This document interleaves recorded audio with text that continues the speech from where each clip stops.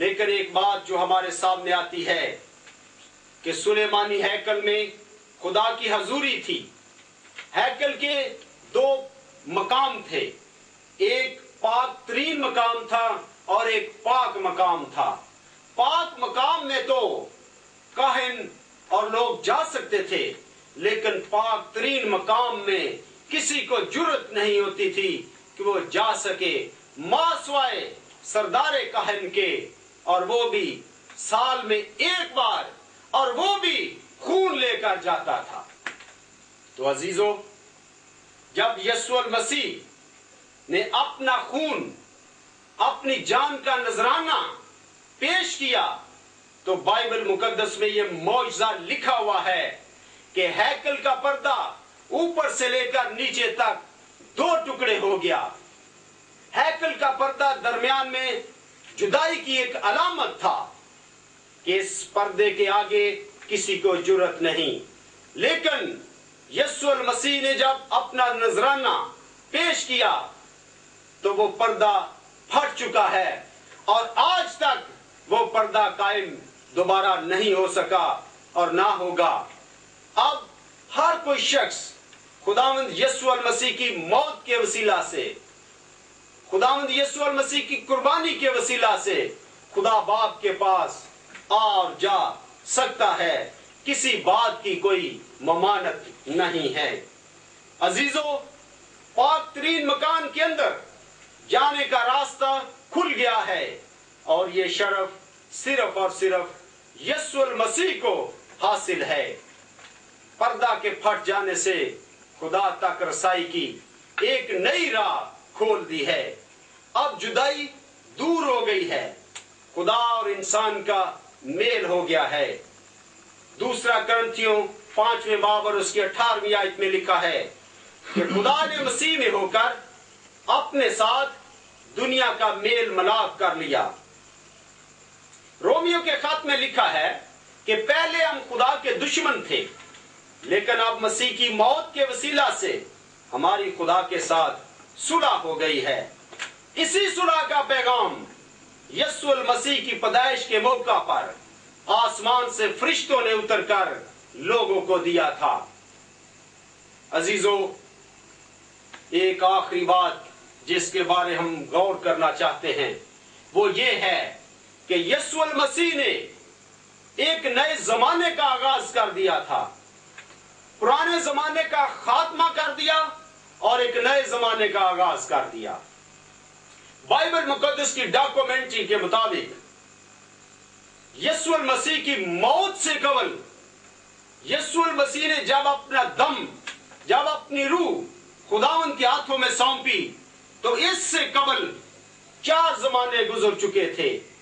پہلا زمانہ باغ عدن کا زمانہ تھا، جو باغ عدن سے آدم کے نکالے جانے سے لے کر اس کی موت تک رہا تھا. دوسرا زمانہ ضمیر کا زمانہ تھا. یہ زمانہ نوح کے طوفان تک رہا تھا. تیسرا زمانہ حکومت کا یا انسانی بادشاہت کا زمانہ تھا، جو مقدس موسیٰ کے آنے تک رہا تھا. اور یسوع المسیح بھی اسی زمانے میں تشریف لائے تھے. مسیح کی صلیبی موت کے وقت جب انہوں نے تمام ہوا کا کلمہ کہا، تو چوتھے زمانہ یعنی شریعت کے زمانے کے ختم ہونے کا اعلان کیا اور 5ویں زمانے کا آغاز کر دیا. یہ 5واں زمانہ کیا ہے؟ یہ زمانہ فضل کا زمانہ ہے، یہ زمانہ پاک روح کا زمانہ ہے، اور ہم بھی اسی زمانہ میں زندگی گزار رہے ہیں. اب پرانے طور طریقے جاتے رہے اور ہم نئے زمانہ یعنی فضل کے زمانہ میں زندگی گزارتے ہوئے اپنی کامیابی پر نظر دوڑائیں یا شکست پر. ہم نئے سال کے جس کا آغاز یسوع المسیح نے 5ویں زمانہ کے طور پر کیا تھا، کیا لاہے عمل تیار کرتے ہیں اپنی زندگی کے لیے؟ ہر سال کیلنڈر بدل جاتے ہیں، نئی تاریخیں آ جاتی ہیں. اسی طرح کلیسیا کے زمانہ کے لیے بھی خدا نے دنیا کے لیے ایک نیا لاہ عمل دے دیا ہے تاکہ پچھلے زمانہ کی ناکامیوں کا ازالہ کیا جائے اور خدا انسان کے ساتھ نئے طور پر چلنا سیکھ سکے۔ آؤ خداوند کے ساتھ نئے طور پر چلیں۔ آپ سب کو برکت ہو خداوند یسوع المسیح کے نام میں، آمین۔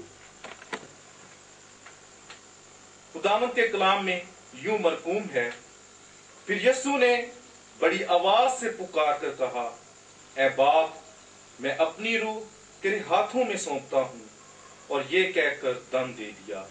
خداوند کے پاک کلام کا پڑھا اور سنا جانا باعث برکت ہو، آمین۔ عزیزوں، یہ 7واں کلمہ ہے اور یہ کامل کلمہ، یعنی کہ یسوع المسیح نے سب باتوں کو مکمل کر دیا ہے، اور یہ 7واں عدد جو ہے یہ ایک مکمل عدد ہے۔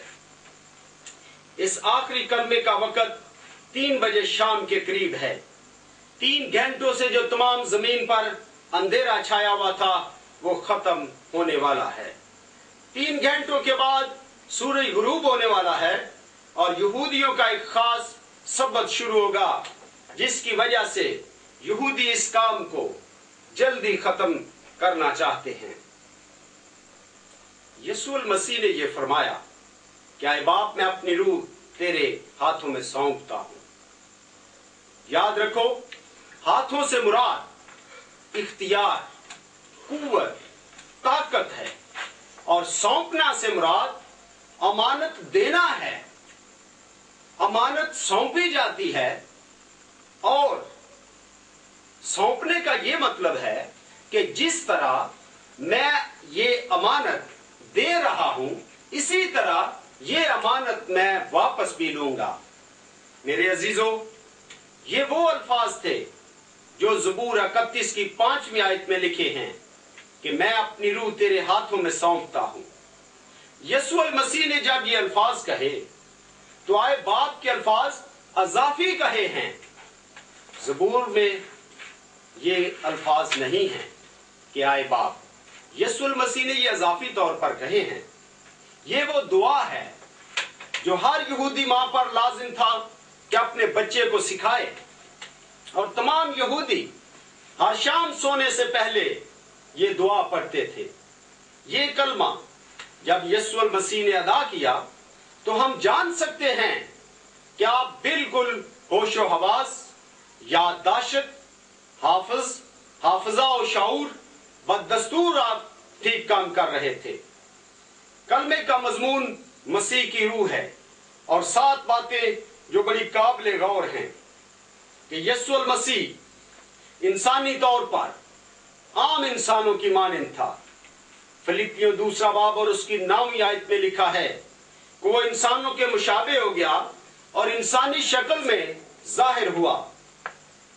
کلام مقدس کے مطابق انسانی جسم 3 باتوں پر، 3 چیزوں پر مشتمل ہے: روح، جسم اور جان۔ لہذا مسیح کے بدن میں بھی روح اور جان تھی۔ انسانی روح اور پاک روح میں فرق ہے۔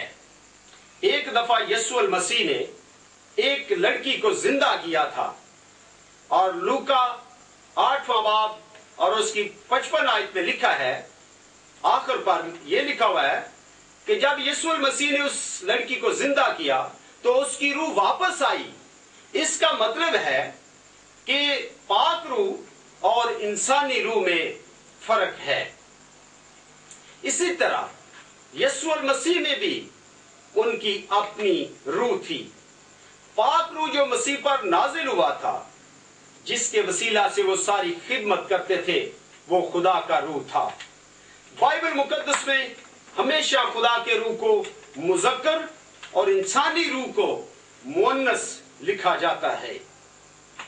اسی لیے جب یسوع المسیح نے یہ کلمہ ادا کیا تو وہاں پر اپنا روح نہیں بلکہ اپنی روح لکھا ہوا ہے۔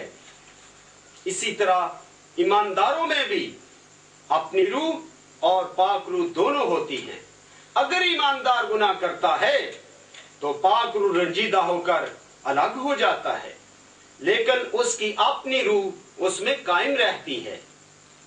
پس جب مسیح نے اپنی روح باپ کے سپرد کی تو یہ پاک روح نہ تھا بلکہ اس کی اپنی روح تھی۔ یسوع المسیح کو اپنی روح پر مکمل اتھارٹی تھی۔ یہاں پر مسیح نے عام انسانوں سے ایک فرق کام کیا، کیونکہ تمام انسان ماں سوائے یسوع المسیح کے روح خدا کو نہیں دیتے بلکہ ان سے لی جاتی ہے۔ انسانوں کو روح کے نکالے جانے کا علم بھی نہیں ہوتا۔ وائس کی کتاب میں لکھا ہے، کسی آدمی کو روح پر اختیار نہیں کہ اسے روک سکے، اور مرنے کا دن بھی اس کے اختیار سے باہر ہے۔ یسوع المسیح کو اپنی روح اور مرنے کا دن دونوں پر اختیار تھا۔ خداوند یسوع نے فرمایا، میں اپنی جان دیتا ہوں تاکہ اسے پھر لے لوں، کوئی اسے مجھ سے چھینتا نہیں بلکہ میں اسے آپ ہی دیتا ہوں۔ مجھے اس کے دینے کا بھی اختیار ہے اور اسے پھر لینے کا بھی۔ یہ اختیار یسوع کو کس